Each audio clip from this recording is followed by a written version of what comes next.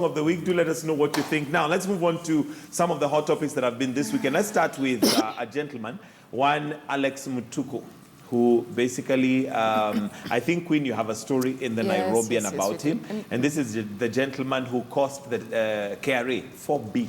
Why are you calling him a gentleman? Oh, okay. The man. The man. The guy. The dude. Anyway. Say.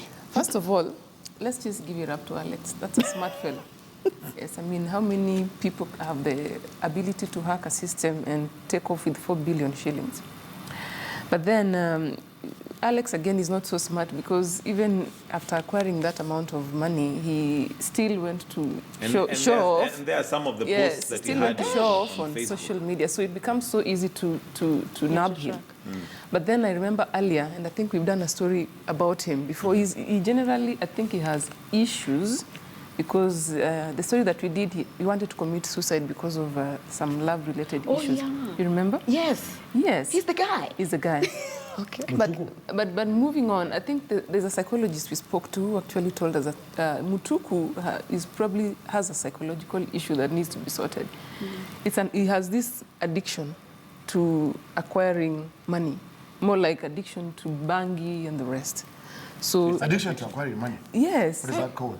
That's a good thing. Addiction. I know it's a good kind of addiction. So he needs help. Maybe in fact, he's saying that actually, the psychologist says that even by arresting this gentleman, it might not help because he'll be released. He might get a good lawyer. He'll be released back, and he'll still, get the urge to acquire more wealth. I would not be surprised if right now lawyers are lining up. If he was probably in the States, this guy would be an asset of the state. So I don't know how it needs to be managed.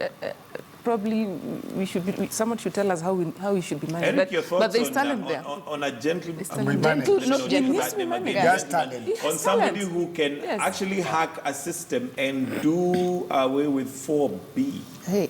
4B is no pocket. When I first saw the story, my first intuition, I wasn't buying it. He has some flimsy bike and a bloody lousy car. That's not a billion. It doesn't look like. And when I saw him in court, he looked very bewildered and very detached from himself. I wouldn't say he's the mastermind in the entirety of the haste. The other thing, he's gone on social media, shown a few 18,000 shillings. So I think somebody's putting him as a font, but the real story is in the backstory. Okay, that's so my maybe that needs to be checked out. Although, there's a connection. to be very just to make it clear, he may not have pocketed the 4B. He was just maybe a conduit, but it maybe cost made 800,000 shillings. And went and bought those things. Stevens, your thoughts on basically a young man who Mutuku. He's your homie. I mean, your homie, yeah? I mean, he's not. If that happened, we're not talking about chicken here. We're talking about real good money, and I'll just leave that at that. But again, if you just look like Eric is saying, allegations of crime of this level. And we're not speaking things that are in court now. Probably it's a lot more than the media sees now. It's a lot more than we can say now. It's more than meets the eye. And many times we've jumped into things and made mistakes, even as media. And so I think, really, as investigations get underway, I think the real truth should really come out about this thing. I don't think it's just the surface we're seeing on Facebook and what we can laugh about, a young man and all that. I think there's much more. All right. And then maybe your advice to the use of social media, because here we have somebody who obviously was getting money in other ways that are not legal, if this is anything to go by. But there he is now. First of all, I remember one of the posts is that at Nasema January.